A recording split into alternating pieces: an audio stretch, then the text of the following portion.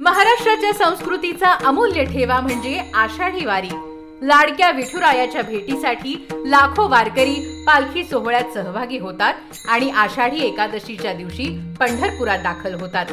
त्यांच्या सोयी सुविधांची महाराष्ट्र शासनाने काळजी घेत माननीय मुख्यमंत्री देवेंद्रजी फडणवीस यांच्या संकल्पनेतून विविध उपाययोजना केल्या आहेत। यामध्ये पालखी मार्गावर अत्याधुनिक तंत्रज्ञानाने युक्त मुख्यमंत्री वारकरी सुविधा केंद्र, हिरकणी कक्ष, मुख्यमंत्री आरोग्य रथ, वारकऱ्यांच्या आरोग्यासाठी जागोजागी वैद्यकीय सुविधा, पायी चालत येणाऱ्या वारकऱ्यांची चरण सेवा, स्वच्छ आणि शुद्ध पिण्याचं पाणी, स्वच्छतागृह, स्नानगृह, सुसज्ज असा पालखी तळ आणि सुसज्ज असा पालखी मार्ग, अगदी मोबाईलचं चार्जिंग सुद्धा।